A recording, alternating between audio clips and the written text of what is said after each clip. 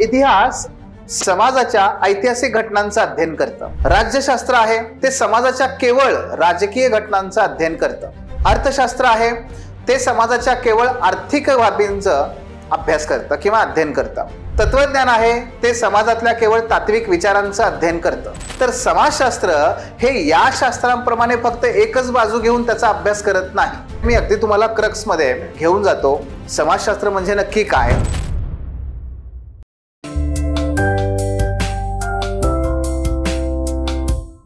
सर्वप्रथम पुन्हा एकदा आपल्या सर्वांचं हार्दिक स्वागत आपल्या the officer your personal mentor या प्लॅटफॉर्मवरती. आणि मित्रांनो, आज आपण समाजशास्त्राची ओळख हा जो आपला एक आजच्या टॉपिकचा विषय आहे, आपण त्याबद्दल तिथे चर्चा करणार आहोत. एकूणच समाजशास्त्र हा विषय जो आहे तो विद्यार्थ्यांमध्ये अतिशय लोकप्रिय आहे आणि तो लोकप्रिय असण्यापाठीमागे कारण आहे त्या विषयाचं एकूण जे स्वरूप आहे ते, आणि त्या स्वरूपाला समजून घेणं म्हणजे समाजशास्त्राची ओळख करून घेणं हा त्यातला महत्वाचा घटक आहे. मी अगदी तुम्हाला क्रक्स मध्ये त्या घेऊन जातो. समाजशास्त्र म्हणजे नक्की काय, आणि जेव्हा हे समजलं मित्रांनो की मग पुढे आपल्याला जो अभ्यास करायचा आहे तो त्या पद्धतीने पुढे जाता येतो, तो सहजपणे पुढे जातो. आणि म्हणून समाजशास्त्राची ओळख आपण जे करून घेत आहोत तर तो एक प्रकारे त्याचा क्रक्स पाहत आहोत. ठीक आहे, सुरुवात करूयात या समाजशास्त्राच्या ओळख या सेशनला. तर सर्वप्रथम एक छोटीशी व्याख्या आहे. Sociology is a general science of society. Society जे ज्या समाजात आपण राहतो ती सोसायटी, आणि या समाजाचं एक सामान्य जनरल सामान्य स्वरूपातलं जे विज्ञान आहे ते म्हणजे समाजशास्त्र आहे. म्हणजे काय हो, म्हणजे असं की पहा, इतिहास हे शास्त्र आहे. इतिहास समाजाच्या ऐतिहासिक घटनांचं अध्ययन करतं. राज्यशास्त्र आहे ते समाजाच्या केवळ राजकीय घटनांचं अध्ययन करतं. अर्थशास्त्र आहे ते समाजाच्या केवळ आर्थिक बाबींचं अभ्यास करतं किंवा अध्ययन करतं. तत्वज्ञान आहे ते समाजातल्या केवळ तात्विक विचारांचं अध्ययन करतं. पण समाजशास्त्र काय करतं? तर समाजशास्त्र हे या शास्त्रांप्रमाणे फक्त एकच बाजू घेऊन त्याचा अभ्यास करत नाही. तर समाजशास्त्र हे त्या ऐतिहासिक घटनांचाही अभ्यास करतं, सामाजिक घटनांचाही अभ्यास करतं, राजकीय घटनांचा देखील अभ्यास करतं, आर्थिक घटनांचा देखील अभ्यास करतं. अशा पद्धतीने समाजशास्त्र हे समाजातल्या सर्वच बाबींचा अभ्यास करतं, अध्ययन करतं. आणि म्हणून ते जनरल सायन्स आहे, म्हणजे ते स्पेसिफिक सायन्स नाहीये. काय नाहीये? ते स्पेसिफिक सायन्स नाहीये, ते जनरल सायन्स आहे. आणि याचा फायदा काय होतो माहितीये? पहिला फायदा, जेव्हा की समाजाच्या सर्वच बाबींचा समाजशास्त्र अभ्यास करत असल्यामुळे, समाजशास्त्रात तुम्ही सर्वच घटनांचा अभ्यास करत असल्यामुळे जीएस मध्ये तुम्हाला याचा खूप सारा फायदा होतो. कारण जीएस मध्ये तुम्ही इतिहासाचा अभ्यास करता, जीएस मध्ये तुम्ही पॉलिटिक्सचा अभ्यास करता, जीएस मध्ये तुम्ही अर्थशास्त्राचा अभ्यास करता, जीएस मध्ये तुम्ही विज्ञानाचा अभ्यास करता. मित्रांनो, हे सगळेच घटक समाजशास्त्रामध्ये पण तुम्ही अभ्यास करता. त्यामुळे या सर्व बाबींचा फायदा तुम्हाला तिकडे होतो आणि तिथे तुम्ही जो अभ्यास करता त्याचा फायदा तुम्हाला इथे होतो. मग आणखी काय हवंय? या पद्धतीने याचा पहिला फायदा होतो की समाजशास्त्राची ओळख करून घेताना sociology is a general science, हे पहिलं लक्षात घ्या. हा झाला पहिला मुद्दा. दुसरा, जेव्हा समाजशास्त्राची आणखी एक त्या ठिकाणी जर बाब बघितली आपण तर त्याची आणखी एक व्याख्या केली जाते. ते म्हणजे sociology is the study of how individuals behave in groups and how their behaviour is shaped by these groups. मी तुम्हाला हे मराठीत पण सांगतो. ठीक आहे, बघा, समाजशास्त्र म्हणजे व्यक्ती गटांमध्ये कसे वागतात आणि त्यांचे वर्तन या गटांद्वारे कसे आकार घेते याचा अभ्यास होय. काय समाजशास्त्र? समाजशास्त्र म्हणजे व्यक्ती गटामध्ये कसं वर्तन करतात आणि त्याचबरोबर ते जे गट आहेत ते व्यक्तीच्या वर्तनावर कसा प्रभाव टाकतात यांचा अभ्यास म्हणजे समाजशास्त्र आहे. म्हणजे एक प्रकारे मित्रांनो, आपण सगळे समाजात राहतो, पण समाजामध्ये मात्र आपण गटागटामध्ये राहतो. जसं जातींचा एक वेगळा गट आहे, प्रत्येक जात स्वतःमध्ये एक गट आहे, प्रत्येक धर्म स्वतःमध्ये एक गट आहे, प्रत्येक प्रादेशिक जे प्रदेश आहेत, महाराष्ट्रीय, खानदेशी, विदर्भ एक गट आहे, त्याच्यामध्ये प्रत्येक जिल्हा एक गट आहे, प्रत्येक गाव एक गट आहे. मित्रांनो, अशा प्रकारे आपण बृहत स्वरूपाच्या गटांकडून छोट्या छोट्या गटांमध्ये येतो. सगळ्यात छोटा गट म्हणजे आपलं कुटुंब, ते एक गटच आहे. आपल्या मित्रांचा ग्रुप तो एक गटच आहे. म्हणजे आपण समाजात जरी राहत असलो तरी आपण प्रत्यक्षात गटांमध्ये राहतो. आणि हे गट म्हणजे तुमचं कुटुंब, तुमचे मित्र, तुमचा धर्म, तुमची जात, तुमचं गाव, हे तुमच्यावर प्रभाव टाकतात की तुम्ही कसं वागलं पाहिजे. आणि त्याचबरोबरीने तुम्ही सुद्धा त्यांच्यावर प्रभाव टाकता की त्यांनी कशा प्रकारे वागलं पाहिजे. परस्परांवर प्रभाव आहे आणि या प्रभावांचा अभ्यास म्हणजे समाजशास्त्र आहे. आता हे कसं, आपण एक छोटंसं उदाहरण घेऊया. माझं नेहमीच फेमस किंवा माझं फार आवडतं हे उदाहरण आहे. यामध्ये बघा, हे वाचा.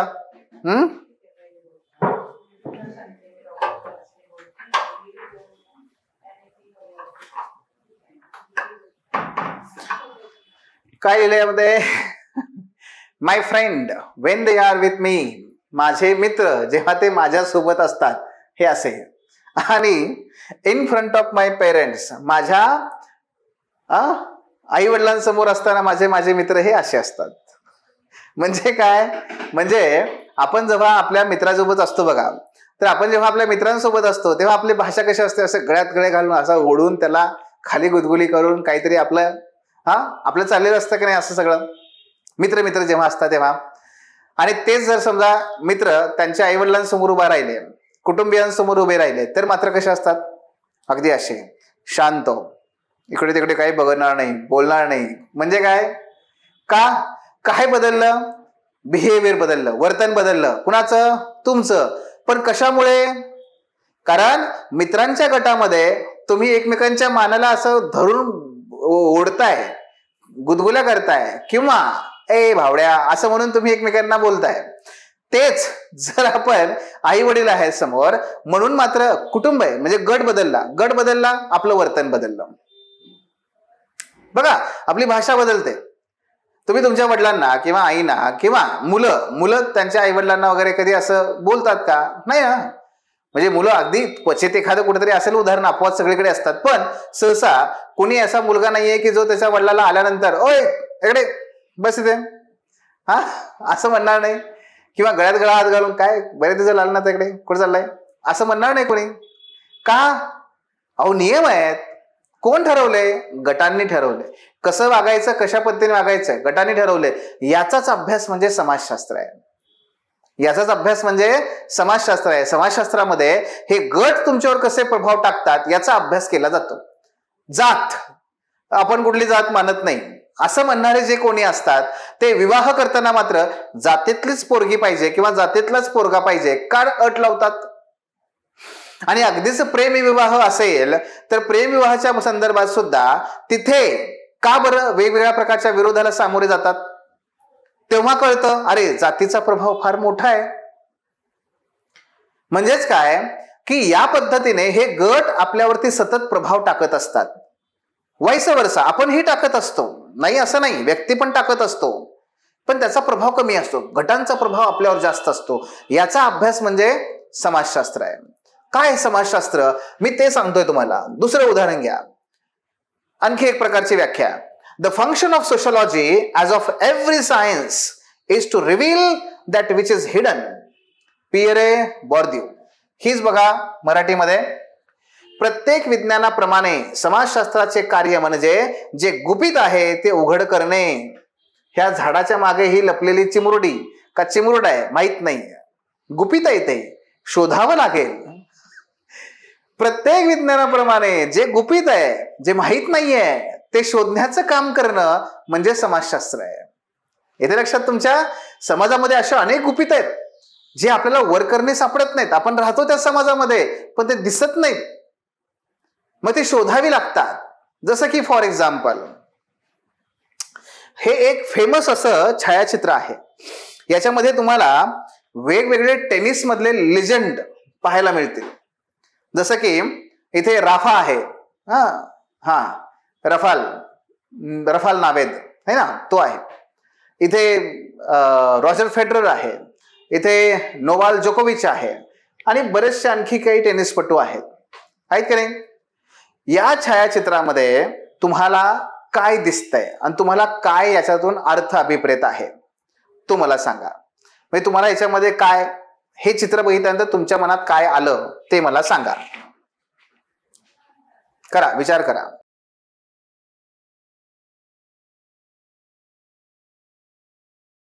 झाला विचार? म्हणजे तुम्ही सर्वांनी वेगवेगळ्या प्रकारे, कोणी म्हणतंय की हा संदर्भ गट आहे, कोणी म्हणतंय हा टेनिसचा गट आहे, कोणी म्हणतंय की हे त्या त्या क्षेत्रातली मोठी लोक आहेत, कोणी म्हणतंय की जबाबदारी आहे, कोणी म्हणतं की प्रत्येकाचा दृष्टिकोन वेगवेगळा आहे, नाही का? अशा वेगवेगळ्या प्रकारे उत्तर आपल्या मनात येतात. मित्रांनो, या छायाचित्राकडे बघितल्यानंतर थोडस परत मागे जा. काय समाजशास्त्र? समाजशास्त्राचं कार्य म्हणजे जे गुपित आहे ते उघड करणे. जे गुपित आहे ते उघड करणं हे समाजशास्त्राचं कार्य आहे. आणि बघा इथं काय गुपित आहे? अहो काय गुपित आहे इथे? मित्रांनो, इथं गुपित आहे ते म्हणजे की टेनिस क्षेत्रातले हे सगळे लेजंड, टेनिस क्षेत्रातले अनेक कीर्तिमान ज्यांच्या नावावरती आहेत असे हे सगळे टेनिसपटू, हे सगळे पुरुष टेनिसपटू रडतायत. तुम्ही म्हणाल की मग काय याच्यात वेगळं काय आहे? काय गुपित आहे याच्यात? रडतायत ते आम्हाला दिसतं की. अहो तेच तर सांगतोय ना, रडतायत ते. अहो पुरुष रडतायत. नाही अजून कळलं? कळलं का? अहो आपला समाज काय म्हणतो? मर्द को दर्द नहीं होता. काय म्हणतो तो? मर्द को दर्द नहीं होता. इथे तर मर्द ढसा ढसा रडायला लागले. दुसऱ्या दिवशी सगळ्या न्यूजपेपरला मोठ्या हेडलाईन काय की रॉजर फेडरर सह इतर अनेक पुरुष टेनिसपटू रडले. रडले म्हणजे काय? ही कशी काही न्यूज होऊ शकते? अहो होते की, कारण आमचा समाज हे नेहमीच काय करत आला, जर एखादा पुरुष त्या ठिकाणी भावना व्यक्त करतोय, जर एखाद्या पुरुषाला आपल्या भावना व्यक्त करायच्या असतील तर तो त्याच्यावर बंधन टाकतो. मर्द को दर्द नाही होता. अरे रडतोयस काय असा बायकांसारखा?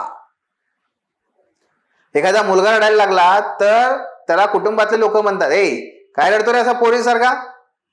तर ते म्हणतंय पण लय लागले हो. लागलं तरी पण रडायचं नाही का? कारण मुलांनी रडायचं नसतं, म्हणजे मुलींनी रडायचं असतं. काय आहे ही आहे पितृसत्ता. ही आहे पितृसत्ता. ज्या पद्धतीने आम्ही मुलांना वाढवतो, ज्या पद्धतीने आम्ही पुरुषांना वाढवतो, त्यांना नेहमीच आम्ही मस्क्युलाइन अशा प्रकारे वाढवलं. त्यांना नेहमीच आम्ही पुरुषार्थ या पद्धतीने वाढवलं. त्यांना नेहमीच आम्ही मर्द या पद्धतीने वाढवलं. मर्द म्हणजे काय? जिसको दर्द नाही होता. अरे काय दर्द नाही होता? त्यालाही भावभावना आहेत. समाजशास्त्र तुम्हाला हे समजवण्याचा प्रयत्न करतं. जे दिसत नाही ना तुम्हाला ते सांगतं ते समाजशास्त्र. जे मी तुम्हाला बोलतोय ते पितृसत्ता. जे मी तुम्हाला बोलतोय, जे बंधन आहेत पुरुषांवरती, जे तुम्हाला मी बोलतोय त्याचाच वापर स्त्रियांच्या संदर्भात पण केला जातो. नेहमी रडणारी असे तिला ते बनवलं जातं. हे काय? हे पितृसत्ता आहे. हे पितृसत्ता कशा प्रकारे तुमचं वर्तन निर्धारित करतेय, हे पितृसत्ता तुमच्या वर्तनाला कसा आकार देतेय, हे सगळं सांगण्याचं काम कोण करतंय? मी नव्हे, समाजशास्त्र करताय. जे तुम्हाला दिसलं नाही का? कारण ते गुपित आहे. ते पाठीमागचं शोधणं हे कोण करतंय? समाजशास्त्र. मित्रांनो, अशा प्रकारे तुम्ही दररोज विवाह, दररोज नाही पण विवाह तुम्ही आतापर्यंत बरेच अटेंड केले असतील, पण जेव्हा तुम्ही समाजशास्त्राचा अभ्यास कराल तेव्हा मात्र त्या विवाहाकडे पाहण्याचा, विवाहामधल्या लोकांचा, त्यामध्ये नवरी नवरा, सासू सासरे, परस्परांचे, ह्या सगळ्यांकडे पाहण्याचा तुमचा दृष्टिकोन बदलून जातो. कारण त्याच्यामध्ये लपलेलं गुपित तुम्हाला दिसायला लागतं. ते समाजशास्त्र आहे. हे तर लक्षात तुमच्या. हा त्याचा अभ्यास आहे मित्रांनो. आणि हीच समाजशास्त्राची ओळख आहे. समाजशास्त्र हे या पद्धतीने. म्हणून एका बाजूला ते जनरल सायन्स आहे, दुसऱ्या बाजूला ते गटांचा प्रभाव आपल्या वर्तनावर काय पडतो ह्याचं सायन्स आहे, आणि तिसऱ्या बाजूला समाजशास्त्र हे तुम्हाला जे गुपित आहे ते गुपित शोधण्याचं, शोधून देण्याचं काम करतं. जे दिसतं तसं नसतं, दिसण्याच्या पलीकडे जाऊन जे दिसत नाहीये ते शोधून देण्याचं काम तुम्हाला समाजशास्त्र करतं. Are you getting? That's it my lord. नाही असं नाही, अजून बरंच आहे, थांबा. सो मित्रांनो, या ठिकाणी मी तुम्हाला तोच छायाचित्र फक्त थोडंसं मोठं करून दाखवलंय. जगात हेडलाईन अशी आली होती की रॉजर फेडरर रडला. एक पुरुष असून तो रडला आणि त्याने जगातल्या सर्व पुरुषांसमोर हा आदर्श ठेवला की जर भावना तुमच्या मनामध्ये असतील तर त्या व्यक्त व्हा. स्त्री पुरुष असा काही भेद नसतो, दोघेही समान आहेत. हा फार मोठा संदेश त्याच्या रडण्यातून दिला गेला. जगभरातल्या न्यूजपेपरमध्ये याची चर्चा सुरू झाली. अनेक संपादकांनी याच्यावरती संपादकीय अग्रलेख लिहिले. बघा कुणाचं रडणं किती महत्वाचं असू शकतं आणि जगावर किती प्रभाव टाकू शकतं. पण हे सगळं जे आपण बोलतोय हे आहे समाजशास्त्र. गेटिंग? तर हे समाजशास्त्र आहे मित्रांनो. हे समाजशास्त्र समजून घेण्यासाठी तुम्हाला मी या ठिकाणी आणखी एक उदाहरण देतो. हे आहे बेरोजगारी, नाही का? बेरोजगार तुम्हाला दिसत आहेत किंवा मी तुम्हाला सांगतो कॉन्टेक्स्ट. रोजगार मिळावा यासाठी हे सगळी लोक थांबलेली आहेत या ठिकाणी, बरं का? आणि हे चित्र तुम्हाला अलीकडे अनेक शहरामध्ये दिसेल की जिथे फार मोठ्या रांगा लागलेल्या असतात. काहीतरी 10-12 जागा असतात एखाद्या कंपनीत IT आणि भली मोठी 2-3 किलोमीटरची रांग लागलेली आहे. हे सगळीकडे चित्र आहेत. मित्रांनो, तुम्हाला हे बेरोजगार तरुण जे एका ठिकाणी थांबलेले आहेत तर याच्याबद्दल तुम्हाला काय वाटतं की ही जी बेरोजगारी आहे, नाही का, त्या बेरोजगारीबद्दल तुम्हाला काय वाटतं? काय बरं त्याचं मूळ कारण काय आहे? काय वाटतं तुम्हाला? करा, विचार करा.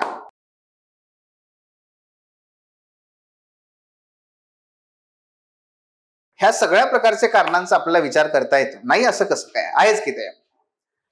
पण मित्रांनो, जर आपण असं म्हणतोय की पोरांना गव्हर्नमेंट जॉब पाहिजे म्हणून हे बेरोजगार आहेत, पोरांना कौशल्य शिकायची इच्छा नाहीये, पोरं कौशल्य अपग्रेड करत नाहीत म्हणून हे बेरोजगार आहेत, पोरांना असं पोरांना तसं, तर मित्रांनो आपण फक्त एकच आणि तीही छोटी बाजू बघतोय बेरोजगारीची. बेरोजगारी ही फक्त त्या मुलांमुळे नाही, बेरोजगारी हा सामाजिक व्यवस्थेचा भाग आहे. हो, सामाजिक व्यवस्थेचा भाग आहे बेरोजगारी. पहा, जर मी इथे बेरोजगारीचा मुद्दा घेतला, बघा बेरोजगारी, सुशिक्षितामधली बेरोजगारी, अजून तेही मी तुम्हाला सांगतो. सुशिक्षित व्यक्तीमधली बेरोजगारी, तर मान्य मी तुमचे मुद्दे अगोदर घेतो, ठीक आहे. ती व्यक्ती, स्वतः व्यक्ती कारणीभूत आहे का? हो आहे, मान्य आहे मला. तिने कौशल्य विकसित करावं, तिने काळानुसार कौशल्य अपग्रेड केली पाहिजेत, मान्य आहे. त्याचबरोबर जो जॉब मिळतो तो स्वीकारावा आणि मग अभ्यास करत बसावं. गव्हर्नमेंट जॉबच्या साठी तिकडे रोजगार सोडू नये, ठीक आहे. हे पहिलं. दुसरं जे आपल्या मनात आलं काय? शिक्षण व्यवस्था. अगदी बरोबर, शिक्षण व्यवस्था ही सुद्धा कारणीभूत आहे. हो आहेच की. शिक्षण व्यवस्थेमधले दोष, जे काही काळानुरूप जे गरजेचं आहे ते शिक्षण न देणं. पण हे एवढंच का थांबलाय तुम्ही इथे? अगदी आपण मुळापासून सुरू करूया, ते म्हणजे आमचं कुटुंब. मुलांच्या बेरोजगारीमध्ये कुटुंबाची भूमिका नाहीये का? आहे की नाही? जर प्रत्येक कुटुंबातले आई वडील म्हणायला लागले की हे बघ, माझं स्वप्न होतं इंजिनियर बनणं, मी झालो नाही, तू झालं पाहिजे. माझं स्वप्न होतं डॉक्टर व्हायचं होतं, मी झालो नाही, तू व्हायचंय. प्रत्येक आई वडिलांना फक्त डॉक्टर आणि इंजिनियर एवढे दोनच ऑप्शन माहीत असतात, माहीत करून घ्यायचे नसतात दुसरे. आणि जरी करून घेतले तरी सुद्धा त्यांच्याकडे त्यांचं लक्ष नाहीये. मग काय, चला पोरगा आणि पोरगी काय झालं पाहिजे? पोराने इंजिनियर, मुलीने डॉक्टर, चला हे तुम्ही झालं पाहिजे. आणि त्याचबरोबर आमची मानसिकता कशी? मानसिकता आपल्या शब्दात सांगतो. आपली मूल्य व्यवस्था कशी? आमची कोणती मूल्य आहेत? नोकरी बाबा, नोकरी बरी, प्रथम नोकरी, नंतर व्यवसाय, सगळ्यात शेवटी नाही जमलं तर कृषी व्यवसाय म्हणजे शेती.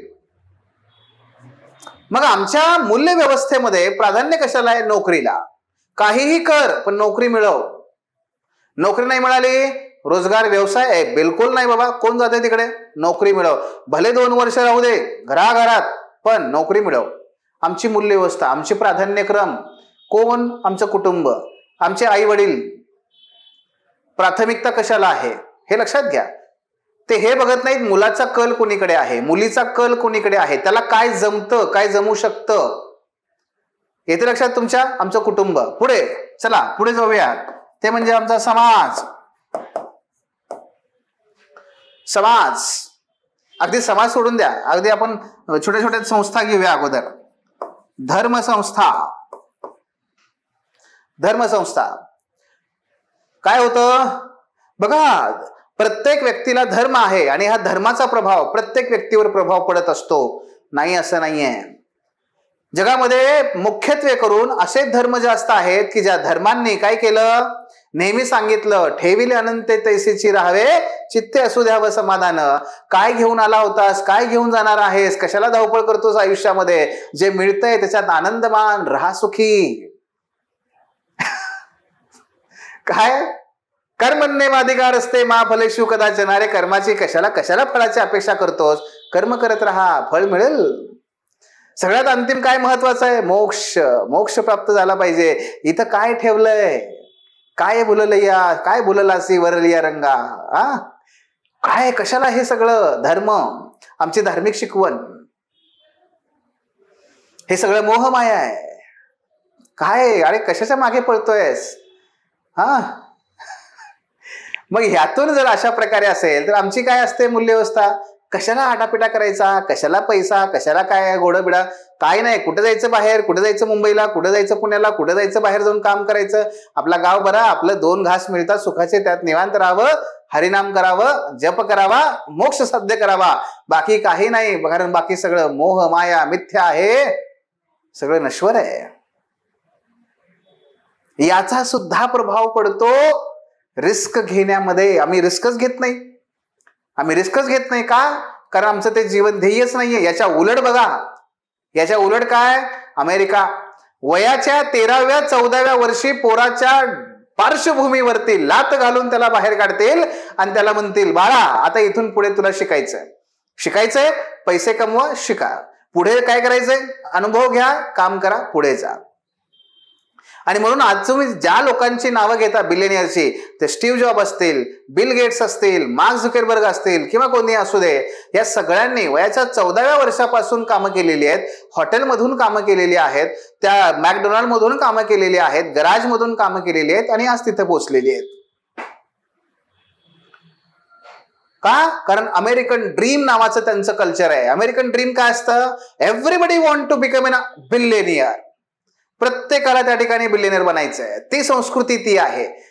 ती संस्कृती काय करते, रोजगार निर्माण करणाऱ्यांना जन्म देते. रोजगार मागणाऱ्यांची तिथे हे नाहीये, रोजगार निर्माण करणाऱ्यांना ते महत्व देतात.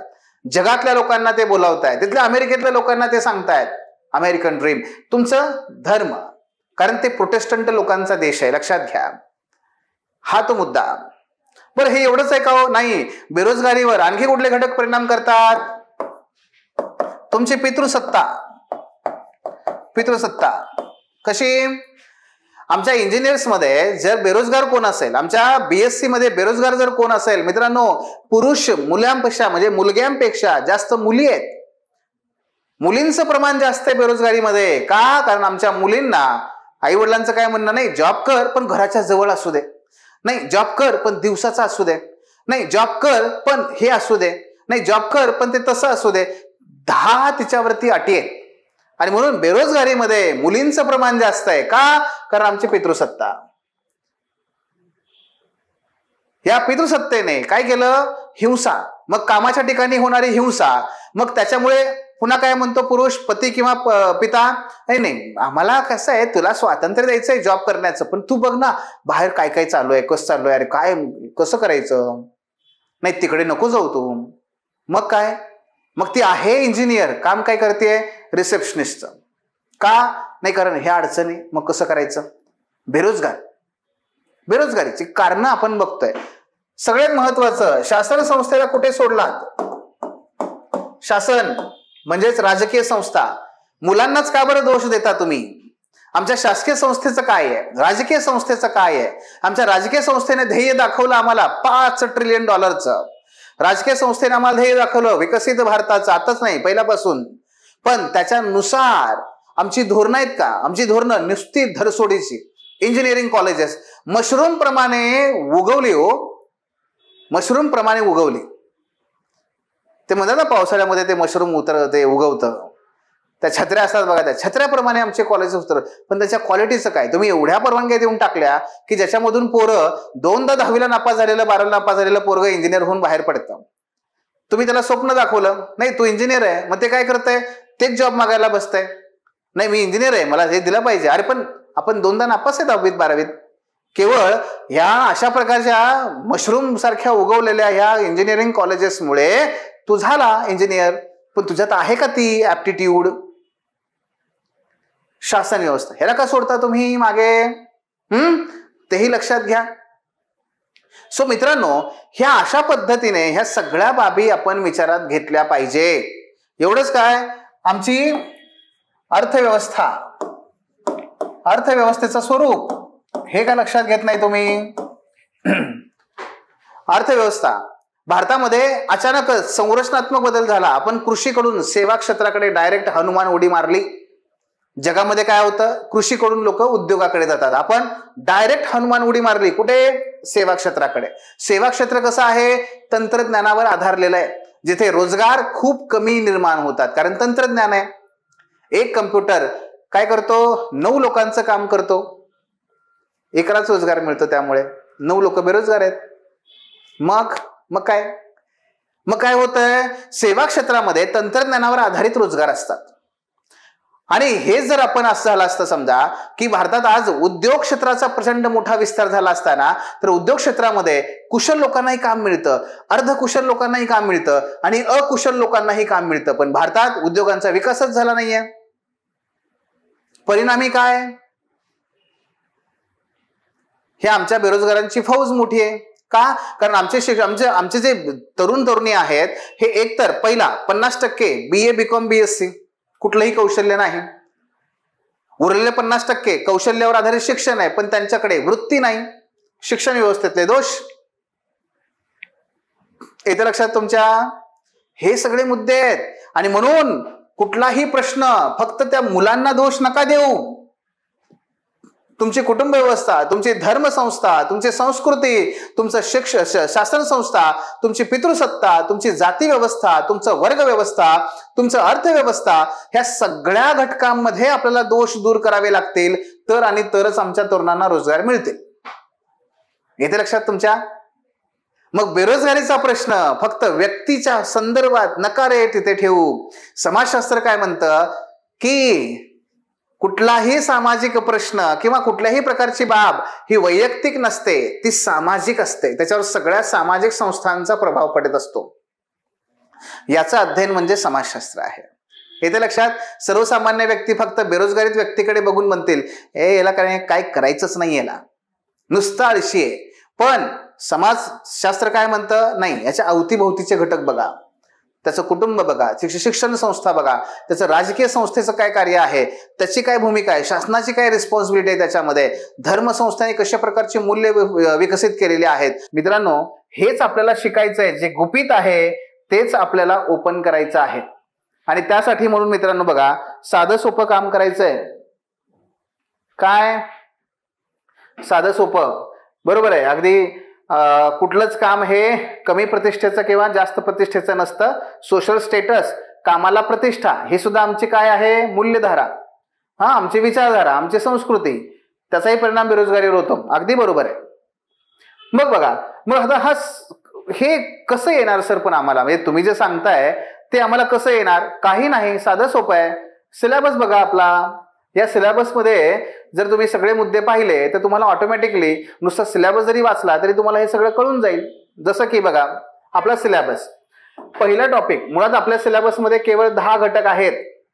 10 घटक, त्याचे 3 गट पडतात. पहिला समाजशास्त्र विद्याशाखा, एक समाजशास्त्र एक शाखा किंवा शास्त्र म्हणून कसं उदयास आलं आणि समाजशास्त्रामध्ये संशोधन कसं चालतं, हा जो आहे ना, एक मिनिट, हा जो आहे घटक तो पहिला तुमच्या 3 मध्ये येतो. हे बघा इथपर्यंत समाजशास्त्र विद्याशाखा, समाजशास्त्रामधल्या संशोधन पद्धती, समाजशास्त्र विज्ञान स्वरूपात, हा झाला आपला पहिला गट, ज्याच्यामध्ये समाजशास्त्र कसं विकसित झालं हे शिकायचं. त्याच्यानंतर दुसरा गट फारच छोटूसा आहे, हो एवढाच आहे बघा, हा काय समाजशास्त्रीय विचारवंत, हा थोडाच आहे घटक. पण समाजशास्त्रीय विचारवंत घटक एकच जरी असला आणि 5च विचारवंत आहेत आपले महत्वाचे, एक 6वा ऍड केला तर. पण मित्रांनो, एकूण तुमच्या परीक्षेमध्ये सिलेबसमध्ये याचं वेटेज फक्त 10%. पण परीक्षेमध्ये वेटेज मात्र याचं किती आहे? 70%. 70%. 5च विचारवंत पण 70% वेटेज आहे परीक्षेमध्ये. आणि म्हणून तेवढाच अभ्यास आहे, सगळ्या पेपरभर आपल्याला त्याचा फायदा होतो. हा झाला दुसरा गट. आणि त्यानंतर तिसरा गट, ज्याच्यामध्ये बघा आर्थिक जीवन, राजकीय व्यवस्था, धर्म, कुटुंब, नातेदारी आणि सामाजिक परिवर्तन. हा तुमचा तिसरा गट, ज्याचा तुम्हाला अभ्यास करायचा असतो. हे तर लक्षात. हा असा 3 गट. आपला पेपर पहिला संपतो. बरं, पेपर पहिल्यामध्येच पेपर दुसऱ्याचे बरेचसे घटक आपले कव्हर होतात. जसं हा राजकीय घटक पेपर 2 मध्ये पण आहे, धर्म पेपर 2 मध्ये पण आहे, ठीक आहे, नातेदारी व्यवस्था पेपर 2 मध्ये पण आहे. एकाच ठिकाणी अभ्यास कव्हर होतो. जसं की बघा इकडे पेपर क्रमांक 2, मी जे तुम्हाला आता म्हटलं तसं काय, राजकीय व्यवस्था पेपर 1 मध्येच कव्हर झाला. त्यानंतर इकडे हे नातेदारी व्यवस्था हा पेपर 1 मध्येच कव्हर झाला. धर्म व समाज पेपर 1 मध्येच कव्हर झाला. लक्षात घ्या. सामाजिक परिवर्तन हा जो शेवटचा टॉपिक आहे, सामाजिक रूपांतरण, हा इथे पेपर 1 मध्ये पण आणि पेपर 2 मध्ये पण दोन्हीकडे म्हणून तो कव्हर होतो. वेगळा अभ्यास करावा लागत नाही. म्हणजे पेपर 2 मधले ऑलरेडी 40 1 2 3 4 असे 40 जे टक्के सिलेबस आहे तो ऑलरेडी पेपर 1 मध्येच कव्हर होतो. इथे लक्षात तुमच्या. मग हा एक भाग आहे. तर दुसरा भाग पेपर 2 मध्ये त्यांनी काय केलंय, पहिल्यांदा आपल्याला त्यांनी भारतीय समाजाची ओळख हा पहिला घटक हा दिलेला आहे. त्यानंतर भारत ज्याच्यापासून बनलेला आहे तो म्हणजे आपली गावं, त्यानंतर आदिवासी गाव, आदिवासी आणि त्याचबरोबर जाती व्यवस्था, याचा आपल्याला अभ्यास आहे संरचना म्हणून. आणि त्यानंतर त्यांनी तिसरा टॉपिक दिला आपल्याला सामाजिक परिवर्तनाचा, ज्याच्यामध्ये हे बघा सामाजिक परिवर्तनाचा, ज्याच्यामध्ये आमची गावं कशी बदलतायत, नागरीकरण कसं निर्माण झालंय, त्याचे काय प्रश्न आहेत, ह्या परिवर्तनामध्ये सामाजिक चळवळींची भूमिका काय आहे आणि या परिवर्तनामुळे मध्येच आमची लोकसंख्या सुद्धा कशी बदलत चाललेली आहे. ठीक आहे. तर हा तुमचा असा तिसरा घटक परिवर्तनाचा. सो पेपर 2 मध्ये 3 घटक येतात. 1 भारतीय समाजाची ओळख, 2 भारतीय समाजाची संरचना आणि 3 भारतीय समाजामध्ये परिवर्तन कसं येत आहे. फिनिश. पेपर 1 मध्ये 3 घटक, पेपर 2 मध्ये 3 घटक. आता यांचा अभ्यास करत असताना याचा फायदा तुम्हाला जीएस मध्ये सगळीकडे होतो. मगाशी म्हटल्याप्रमाणे पेपर क्रमांक 1 मध्ये सामाजिक मुद्दे, यूपीएससीचा विचार कराल 70 ते 80 गुण इथून येतात. पेपर 2 मध्ये सामाजिक न्याय, त्याच्यामध्ये किमान तुम्हाला 20 गुणांसाठी हा टॉपिक येतो किमान. पेपर क्रमांक 3 अर्थव्यवस्थेमध्ये लँड रिफॉर्म्स 10 मार्काला आणि आंतरिक सुरक्षा किमान 30 मार्काला, त्याच्यामध्ये नक्षलवाद, ड्रग्सचा विळखा म्हणजेच काय ते आपले हे असतात मादक द्रव्य. त्यानंतर आंतरिक सुरक्षेचा आणखी एक मुद्दा आहे जाती आणि धार्मिक दंगे, हे तुम्हाला सगळं सोशिओलॉजी मधून येतं. आणि पेपर 4मध्ये तर समाजशास्त्र आणि सामाजिक मानसशास्त्र हे दोन्ही घटक म्हणजेच 50% सिलेबस आपल्या सोशिओलॉजीशी संबंधित आहे. आणि पुन्हा निबंधामध्ये तर तुम्हाला माहितीच आहे, निबंधामध्ये दोन्ही गटांचा जर विचार केला तर किमान एक विषय हा तुम्हाला सोशिओलॉजी मधून येतोच, 100% येतो. सो तोही फायदा होतो आपल्याला तिथे. सो कारण का sociology is a general science, सुरुवातीलाच आपण बघितलंय आहे की नाही. ते आता काही निवडक वाचायचं काय संदर्भ साहित्याबद्दल. मित्रांनो, मुळात पहिलं काम काय करायचंय, पहिलं काम हे लक्षात ठेवा, आपल्या नोट्स, आपल्या पीपीटी, आपलं लेक्चर, आपलं डिस्कशन, आपलं क्वेश्चन आन्सर डिस्कशन, याच्यातच तुम्हाला सगळा कॉन्टेंट मिळून जातो. अगोदर त्याच्यावर कमांड मिळवा. मी पुन्हा सांगतोय, हा विषय खूप सारं वाचण्याचा नाही, कमी वाचा, खूप सारा विचार करा, कॉन्सेप्ट समजून घ्या, हा तो विषय आहे. पण तरी सुद्धा याच्यामध्ये आपण काय वाचू शकतो, सगळ्यात महत्वाचं आहे वायसीएमच्या काही निवडक अशा नोट्स आहेत. सिलेक्टिव्ह जायचे, त्याचे इंडेक्स आहे, तुम्हाला पाहिजे असेल आपल्या फोन नंबरवरती, दिलेल्या फोन नंबरवरती फक्त मेसेज टाका की सर मला YCMची इंडेक्स पाहिजे, मी तुम्हाला ती पाठवून देईन. ठीक आहे, ते करू शकता. त्यानंतर डॉक्टर प्रदीप आगलावे सरांचं एक पुस्तक आहे समाजशास्त्र नावाने, तेही तुम्ही घेऊ शकता. ज्यांना इंग्रजीतून काही वाचायची हौस आहे, थोडंसं जमतंय, वाचायचंच असेल तर सोशलॉजिकल थिअरी बाय जॉर्ज रिट्झर ते वापरू शकता. त्यानंतर पेपर 2 साठी पुन्हा YCMच्या काही निवडक सिलेक्टिव्ह नोट्स आहेत, त्या वाचा. डॉक्टर प्रदीप आगलावे सरांचं पुस्तक आहे संरचना आणि समस्या, त्यातही फक्त सिलेक्टिव्ह जायचं आहे. भारतीय सामाजिक चळवळी घनश्याम शाह यांचं पुस्तक आहे मराठीमध्ये डायमंड पब्लिकेशनचं, ते वाचू शकता. भारतातील सामाजिक समस्या आणि त्याची वाढ TK ओमन यांचं पुस्तक आहे सेज भाषा किंवा आता डायमंड पब्लिकेशन, त्यांच्याकडून ते पब्लिश होतं, तेही वाचू शकता. पण मित्रांनो, आपण आपल्या ऍपवरती काय केलेलं आहे की प्रत्येक टॉपिकला कुठून वाचायचं आणि काय वाचायचं इथपर्यंत रीडिंग सजेशन दिलेले आहेत. हे लक्षात घ्या. ही पुस्तकं तर कशी आहेत, बऱ्यापैकी मोठा सिलेबस ते कव्हर करतात म्हणून ती वाचा. पण अशी अनेक पुस्तकं आहेत मराठीमधले की ज्यातले काहीच निवडक चॅप्टर महत्वाचे असतात, ती आपण आपल्या विद्यार्थ्यांना देतो, त्या टॉपिकनुसार ती वाचण्यासाठी देतो. तेवढंच करा. मराठीमध्ये सगळ्या गोष्टी अवेलेबल आहेत. Don't worry sir, don't worry. त्यामुळे सगळं तुम्हाला त्या ठिकाणी मिळून जातं. काही अडचण येत नाही. ठीक आहे. आणि त्याचबरोबर तुम्हाला काही त्या टिक मार्क आणि सगळ्या बाकीच्या काही म्हणजे ह्या PDF कुठे मिळणार नाही का, आपल्या कुठल्या YCMच्या PDF म्हणा, बाकीचं काही तुम्हाला मटेरियल हवं असेल तर तुम्हाला आपल्या ह्या टेलिग्राम चॅनलवरती पण मिळेल. सोशलॉजी बाय अमोल घोडके याच्यावरती तुम्हाला मिळून जाईल. YCMची इंडेक्स पण मिळून जाईल, बाकीचं मटेरियल पण मिळून जाईल. सो त्यात काही अडचण तुम्हाला येणार नाही. आपण आगामी 2.5 महिन्यात, ठीक आहे, आणि जर जे विद्यार्थी सिनियर आहेत ज्यांचा प्रिलिम्स वरती कमांड आहे तर ते समजा जुलैपासून अभ्यास सुरू करणार असतील प्रिलिम्सचा 3 महिन्यात, तर ह्या विद्यार्थ्यांसाठी 3 महिन्यात तुम्हाला जर सोशलॉजी हा एकूण ऑप्शनल तुम्हाला जर कव्हर करायचा असेल तर मित्रांनो सोशलॉजीला पर्याय नाहीये आणि त्याचबरोबर आपल्या प्लॅटफॉर्मला पर्याय नाहीये. कारण ट्रॅडिशनल पद्धतीने जर तुम्ही ऑप्शनल करायला गेलात तर तुम्हाला 6 महिने 7 महिने पुरत नाहीत. फक्त लेक्चर करायला, लक्षात घ्या, फक्त लेक्चर करायला ते पुरत नाहीत. जर तुम्हाला ते करायचं असेल तर अटेम्प्ट तुम्ही 26चा द्या. आणि ज्यांना 25चा अटेम्प्ट द्यायचा असेल मित्रांनो, आपल्या प्लॅटफॉर्म शिवाय पर्याय नाहीये. कारण आपणच एकमेव आहोत की ज्यांनी मेंटरशिप बॅचेसमध्ये सोशलॉजी हा ऑप्शनल आपण घेतो. 1-to-1 फॉर्मॅटमध्ये घेतो, जिथे विद्यार्थ्यांना पूर्ण फ्लेक्झिबिलिटी असते. त्यांना त्यांच्या पद्धतीने वेगाने अभ्यास करण्याची पूर्ण स्वातंत्र्य आणि फ्लेक्झिबिलिटी आपला प्लॅटफॉर्म देतो. नंबर 2, आपलाच प्लॅटफॉर्म असा आहे की जिथे तुम्हाला प्रत्येक टॉपिकचं संपूर्ण कव्हरेज, संपूर्ण सर्वांगीण स्वरूपामध्ये तुम्हाला अभ्यास साहित्य, गोष्टी, सगळ्या गोष्टी एका ठिकाणी अवेलेबल करून दिलेल्या आहेत. तुम्ही आपला जर डेमो लेक्चर्स, डेमो कोर्स जर त्या ठिकाणी बघितला असेल तर तुम्हाला कळेल की प्रत्येक टॉपिकचं लागणाऱ्या सगळ्या गोष्टी एकाच ठिकाणी आपण अवेलेबल करून दिलेल्या आहेत. त्यामुळे सुद्धा विद्यार्थ्यांना हा कोर्स कंप्लीट करणं शक्य होतं. आणि ह्याच्यामध्ये मी फक्त लेक्चर म्हणत नाहीये, तुमचा अभ्यास म्हणतोय, पूर्ण अभ्यास. मित्रांनो, तिसरी गोष्ट, आपल्या मेंटरशिप बॅचचं वैशिष्ट्य काय आहे तर इथे शिक्षक सदैव तुमच्या सोबत असतो.